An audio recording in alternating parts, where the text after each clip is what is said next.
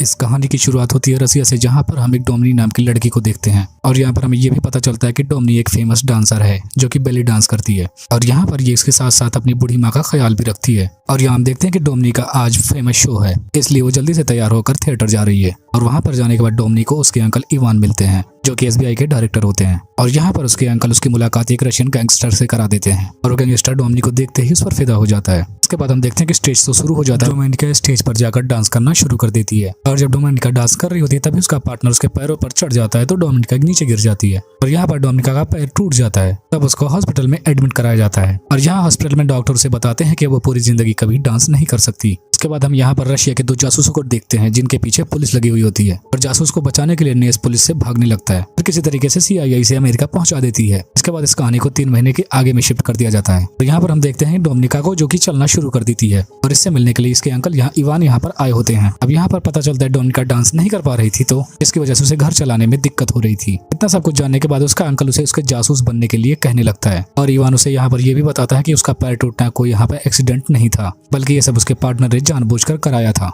इतना सब जानने के बाद डोमिनिका बहुत दुखी होती है। इसके बाद वो थिएटर जाती है जहाँ पर उसके पार्टनर ने उसको धक्का दिया था और वहाँ पर वो देखती है कि उसका पार्टनर एक दूसरी डांसर के साथ मेकआउट कर रहा है। तब डोमिनिका उन दोनों को बहुत ही मारती है ताकि वो दोनों भी कभी जिंदगी में डांस ना कर सके। अगले दिन हम देखते हैं डोमिनिका इवान से मिलती है और वो कहता है कि अगर वो उसके लिए काम करेगी तो वो उसे कभी जिंदगी में परेशानी नहीं आने देगा और इस पर डोमिनिका मान जाती है। और यहाँ पर डोमिनिका को उसका पहला मिशन मिलता है और यहाँ पर डोमिनिका को किसी की जानकारी हासिल करना था और डोमिनिका मिशन एक्सेप्ट करके मिशन के लिए निकल जाती है। इसके बाद हम देखते हैं डोमिनिका एक आलीशान होटल में जाती है और वहाँ पर डिमिट्री भी आने वाला था। वहीं पर वो एक खूबसूरत ड्रेस पहनकर बैठी होती है और फिर डिमिट्री उसको देखने के बाद बहुत ही इम्प्रेस हो जाता है। तब वो उसे अपने कमरे में लेकर जाने लगता है, लेकिन यहाँ पर डिमिट्री उसके साथ जबरदस्ती करने लगता है। इसी दौरान उसी रूम में मैट्री नाम का एक स्पाई आता है और वो डिमिट्री को मार डालता है और फिर डोमिनिका को लेकर यहाँ से निकल जाता है। इसके बाद इवान डोमिनिका के पास आता है और उससे बोलता है कि वो डोमिनिका को बोलता है कि तुम ही डिमिट्री के मौत की आई विटनेस हो, इसके लिए हमें तुम्हें मारना होगा या तो तुम रेड स्पैरो ज्वाइन कर लो। यहाँ पर डोमिनिका के पास कोई और रास्ता नहीं होता, इसलिए वो स्पैरो प्रोग्राम ज्वाइन कर लेती है।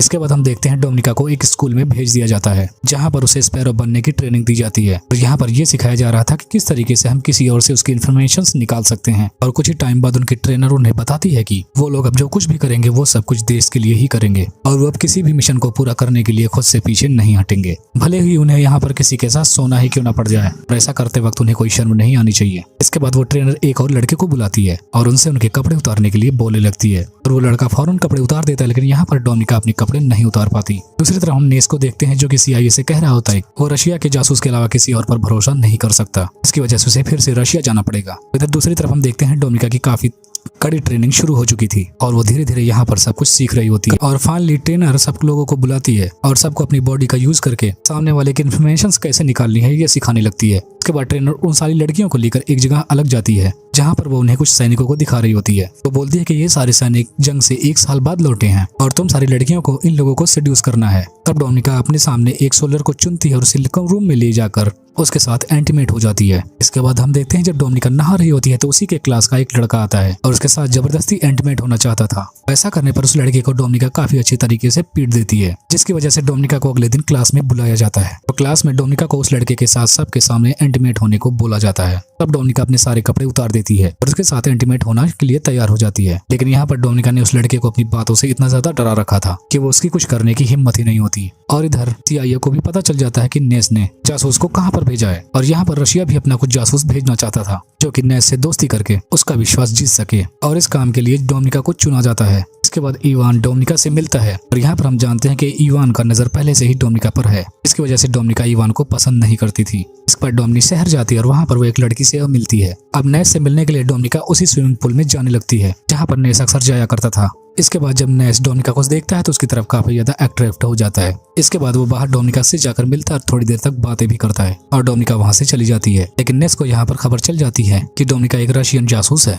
और वो उसको ही फंसाने के लिए यहाँ पर आई हुई है और इसके बारे में नेस एक CIA ऑफिसर को भी बता देता है और यहाँ पर नेस चाहता था कि डोमिनिका को वो अपनी तरफ मिला ले और इस बात पर दूसरे ऑफिसर्स भी मान जाते हैं। इन दोनों की मुलाकात अमेरिका के एम्बेसी के एक फंक्शन में होती है और यहाँ पर इन दोनों को पता चलता है कि ये दोनों एक दूसरे के बारे में पहले से ही जानते हैं। और यहाँ पर नेस डोमिनिका से बोलता है कि वह उसे इन सब चीजों से आजाद करा सकता है। और उसी दिन डोमिनिका अपनी फ्रेंड माटा का रूम चेक करती है और तभी डोमिनिका को पता चलता है कि माटा का मिशन यूएस सीनियर की चीफ असिस्टेंट अडेनी से डील करने का है। अगले दिन डोमिनिका अपने बॉस से मिलती है जो उस पर प्रेशर बना रहा था कि वो मेस से कुछ न कुछ इन्फॉर्मेशन कलेक्ट करे और उसका बॉस डोमिनिका के साथ सोना भी चाहता था, लेकिन डोमिनिका इसके वीडियोस बना लेती है। इसके बाद डोमिनिका नेस के घर पर जाती है और उसको सच बता देती है। यहाँ पर वो उसे सेडूस करने की कोशिश भी करती है, लेकिन यहाँ पर नेस उसे घर भेज देता है। कुछ दिन बाद इवान डोमिनिका से मिलने के लिए आता है और वो उसे बोलता है कि तुम्हें इतनी देर क्यों लग रही है। इस पर डोमिनिका बहाना बनाती है कि वो मार्का के मिशन में हेल्प कर रही है। इतना कहते ही इवान वहाँ से चला जाता है। इसके बाद डोमिनिका को देखते हैं जो कि एक बैंक में जाती है और वहाँ पर अपना अकाउंट ओपन कराती है। जब वो घर जाती है तो देखती है कि मैट्रिका ने मार्का को बड़ी बेरहमी से मार डाला है। उन्हें लगता था कि मार्का ने अपनी इन्फॉर्मेशंस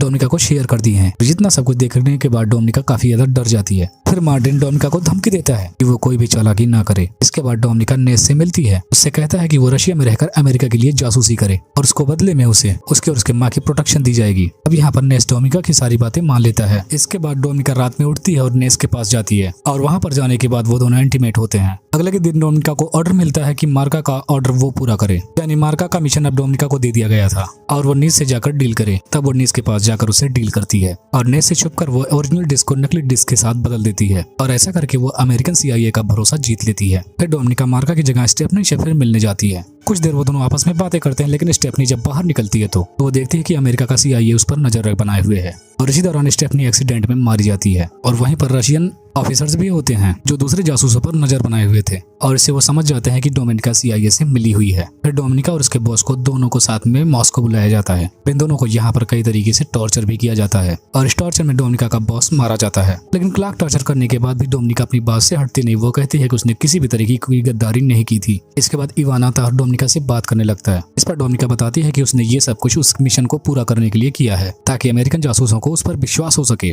और उसे ये भी बताती है कि रूस में अमेरिका का जासूस कौन है। और यहाँ पर इवान को और डोमिनिका की बातों पर विश्वास हो जाता है और वो उसे फिर से दोबारा मिशन पर भेज देता है। इसके बाद डोमिनिका फौरन नेस से जाकर मिलती है और उसे आते ही वो सब कुछ बता देती है और वो उसे रिक्वेस्ट करती है कि वो उसे और उसकी माँ को साथ में अमेरिका भेज दे। तब नेस उसकी बातों को मान लेता है और वो दोनों फिर से एक साथ रूम में जाकर वहाँ पर इंटीमेट होते हैं। इसके बाद तभी रात में डोमिनिका की नींद खुलती है और वो बाहर आकर देखती है तो वहाँ पर मैट्रिक्स नॉस को टॉर्चर कर रहा है और वो ऐसा इसलिए कर रहा था क्योंकि वो रशियन जासूस का नाम निकलवाना चाहता था। डोमिनिका भी वहाँ पर उसकी मदद करने की एक्टिंग करने लगती है और वो नेस को बांध देती है। इसके बाद दूसरा जासूस टॉर्चर करने वाले टूल्स को निकालने लगता है और वहीं पर नेस को टॉर्चर करने लगता है। इस बात पर डोमिनिका कहती है कि तुम ये टूल मुझे दे दो जिससे कि मैं भी नॉइस को टॉर्चर कर सकूं। लेकिन डोमिनिका टूल पाते ही मैट्रिन पर हमला कर देती है। यहाँ पर इन दोनों की काफी ज्यादा लड़ाई होना शुरू हो जाती है, लेकिन मैट्रिन डोमिनिका और नेस दोनों को घायल कर देता है। लेकिन लास्ट में डोमिनिका मैट्रिन को मार ही देती है। इसके बाद हम देखते हैं कि डोमिनिका को सीधा हॉस्पिटल में होश आता है और वहाँ पर रशियन जनरल उससे मिलने के लिए आया होता है, जहाँ पर वो डोमिनिका को बताता है कि अमेरिका में रशिया का जासूस कोई और नहीं बल्कि वो खुद ही है। लेकिन पहले वो तो देशभक्त होता था, लेकिन वहाँ के करप्ट सिस्टम की वजह से वो रशिया के खिलाफ हो जाता है और वो डोमिनी से कहता है कि उसे डर है कि वो जल्द ही पकड़ा जाएगा। इसलिए डोमिनिका से बोलता है कि तुम ही मुझे पकड़वा दो और फिर रशिया के लोग उसे मार देंगे। इसकी वजह से डोमिनिका पूरी रशिया में हीरो बन जाएगी और डोमिनिका उसको पकड़वा कर खुद ही उसकी जगह ले ले, यानी कि वो खुद ही एक अमेरिकन जासूस बन जाए। इसके बाद डोमिनिका रशियन जासूस का नाम बता देती है। तब अमेरिकन एजेंट्स और रशियन एजेंट्स अपने अपने जासूस एक्सचेंज करने के लिए राजी हो जाते हैं और वो एक एयरपोर्ट पर मिलते हैं। और यहाँ पर हमें ये पता चलता है कि डोमिनिका ने इवान को जासूसी में फंसा दिया है। यहाँ पर हमें ये भी पता चलता है कि डोमिनिका ने ये प्लान पहले से ही बना रखा था, क्योंकि उसने कई जगह ऐसे भी सबूत छोड़ दिए थे इससे ये साबित हो सके कि इवान ही अमेरिकन जासूस है। अब एक्सचेंज के दौरान CIA के लोग इवान को मार देते हैं और डोमिनिका को वापस रशिया ले जाने लगते हैं। वहां पहुंचने के बाद डोमिनिका का वहां पर काफी स्वागत किया जाता है और रूसी के जनरल के साथ मिलकर अमेरिका की जासूसी का काम करना शुरू कर देती है। और कुछ ही दिनों बाद डोमिनिका को नेस का कॉल आता है और इसी के साथ ये मूवी यहीं पर खत्म हो जाती है।